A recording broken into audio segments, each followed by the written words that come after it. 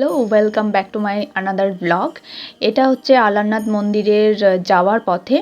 তো এটা বলেছিলাম যে অন্য কোনো ভিডিওতে আমি আপলোড করব। তো এই মন্দির সম্পর্কে আমি কিছু তথ্য দিয়ে দিচ্ছি। এই মন্দিরটা পুরীর থেকে মাত্র ৩৫ কিলোমিটার দূরে অবস্থিত। এই মন্দিরের খোলার সময় হচ্ছে সকাল ৬টা এবং রাত্রি ৯:৩০টায় বন্ধ হয়ে যায়। এই মন্দিরটি রামানুজাচার্যের সাথে জড়িত। রথের আগে জগন্নাথের স্নানযাত্রা হয়, তারপর ১৫ দিনের জন্য এই আলারনাথ মন্দিরে গোপন কক্ষে রাখা হয় সেই জগন্নাথ দেবকে। আর চৈতন্য মহাপ্রভু জগন্নাথ মন্দিরে গিয়ে রোজ দর্শন করতে তখন যেতেন। তো সেই দর্শন করতে না পেরে সমুদ্রে প্রাণ ত্যাগ করতে গিয়েছিলেন।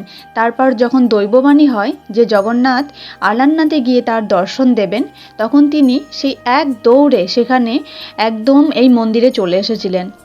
তারপর তিনি প্রেমের বিরহ জ্বালা সহ্য করতে না পেরে ভগবানের সামনে উনি পড়ে যান। আর যেই পাথরের ওপর উনি প্রসন্ন হয়ে পড়ে গিয়েছিলেন, সেই পাথরে চৈতন্য মহাপ্রভুর মস্তক, বুকের ছাপ এবং হাত এই পাথরের মধ্যে পড়েছিল। সেই পাথরটা আমি একটু পরে দর্শন করাবো মন্দিরের ভিতরে। আজও সেই পাথরটা সেখানে রয়েছে। জায়গার আরেক নাম হচ্ছে ব্রহ্মগিরি, আর এখন হয়েছে আলারনাথ। পূর্বে নাম ছিল আলবার্টনাথ। এই যে এখানে বিগ্রহ আছে, এই শঙ্খ, চক্র, গদা, পদ্ম, চতুর্ভুজ নারায়ণ আগে ব্রহ্মাজি পূজা করতেন। আমি একটু পরে পিকচারটা আপলোড করে দেবো, আপনারা দেখতে পাবেন। ব্রহ্মা সত্যযুগে বৈকুণ্ঠ লোক থেকে এই বিগ্রহ নিয়ে এসেছিলেন পূজা করার জন্য। এখানে একটি বিশাল জঙ্গলের মধ্যে পর্বত ছিল, যা ব্রহ্মগিরি নাম। এই পর্বতের ওপরেই বিগ্রহ রেখে পূজা করেছিলেন ব্রহ্মাজি। তারপর কালের অবর্তমানে তিনি ফিরে যান। আমাদের গৌড়ীয় সম্প্রদায়ে যেমন ৬ জন গোস্বামী আছে, সেরকম শ্রী সম্প্রদায়ে ১২ জন গোস্বামী আছে। আমরা গোস্বামী বলি, আর ওনাদের ভাষায় আলবার্ট, যেখান থেকে এই আলারনাথ কথাটি এসেছে। যারা আধ্যাত্মিক জ্ঞানের দ্বারা মানুষকে উদ্ভাসিত করে তাদের বলা হয় আলবার্টনাথ। এই সেই ব্রহ্মশিলা, এখানে বসে ব্রহ্মাজি সেই চতুর্ভুজ নারায়ণের পূজা করতেন। একটু পরে আমি সেই প্রেমশিলাটা দর্শন করাবো। চৈতন্য মহাপ্রভুকে এখানে আলারনাথ ষড়ভুজ রূপে দর্শন করিয়েছিলেন, যা শ্যামসুন্দর নামেও উনি পরিচিত। সামনে সেই মন্দিরটি দেখতে পাচ্ছি, চলুন যাওয়া যাক। এখানে পায়েসের ভোগ খুব বিখ্যাত।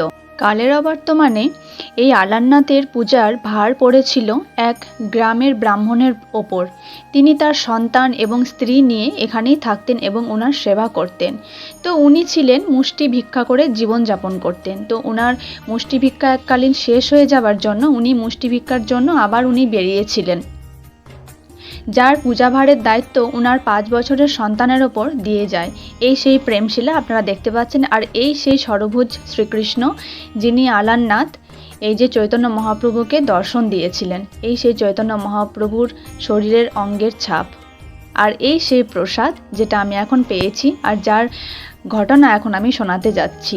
তো সেই ৫ বছরের শিশুটি বাবার কথা মতো যেভাবে ভগবানকে ভোগ নিবেদন করতে হয় ভগবান আলারনাথ দেবকে, সেভাবেই উনি ভোগ নিবেদন করছিলেন। তো উনি তো বাচ্চা ছেলে না, সরল মনে সহজভাবে উনি ভগবানকে ভোগ নিবেদন করে বলে যে তুমি এই ভোগটা কিন্তু গ্রহণ করে নিও, না তুমি যদি না খাও তাহলে কিন্তু বাবা আমাকে খুব বকবে, তুমি এটা খেয়ে নাও, আমি একটু খেলা করে আসি।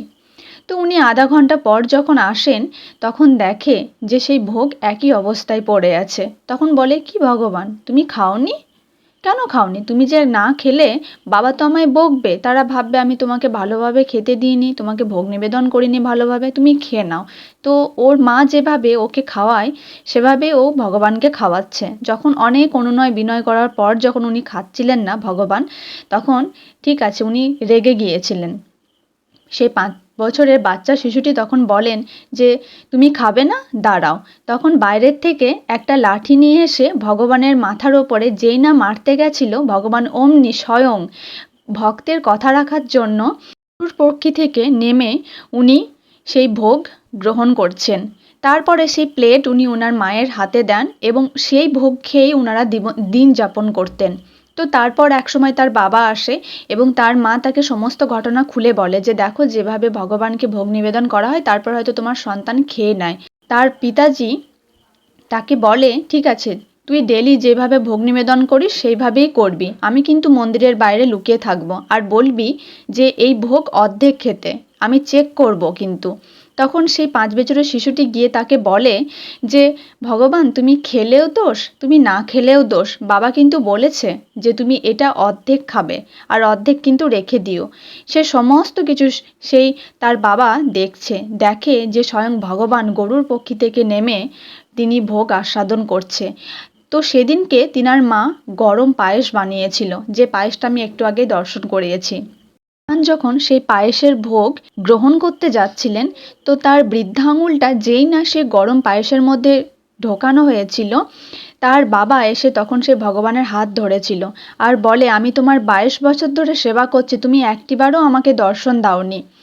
তো তখন সে গরম পায়েস তার মধ্যে হাতে লেগে গিয়ে ভগবান ছিটকে দিয়েছিল, যার সেই পায়েসের কিছু চালের কণা গালে এবং বুকে লেগে গেছিল, যার দাগ আজও আছে, এবং ভগবানের যে বৃদ্ধা আঙুল সেটাও পুড়ে গেছিল। আর এই মহালক্ষ্মী যিনাকে দেখছেন, তার পিতা আশীর্বাদ স্বরূপ ভগবানকে বলেছিলেন যে আমি কিছু খেতে পড়তে পাই না, গরিব ব্রাহ্মণ, তাই তুমি আমায় আশীর্বাদ করো, সদা সর্বদা যেন লক্ষ্মী বিরাজ করে। তো ভগবান আশীর্বাদ করেন এবং বৈকুণ্ঠ লোকের বিষ্ণু লোকের যে বক্ষ বিলাসিনী মা লক্ষ্মী স্বয়ং এইখানে অবতরণ করেছেন, যেটার বিগ্রহ আমি একটু আগে দর্শন করালাম। তো আপনারা এই আলারনাথ দর্শন করতে অবশ্যই আসবেন।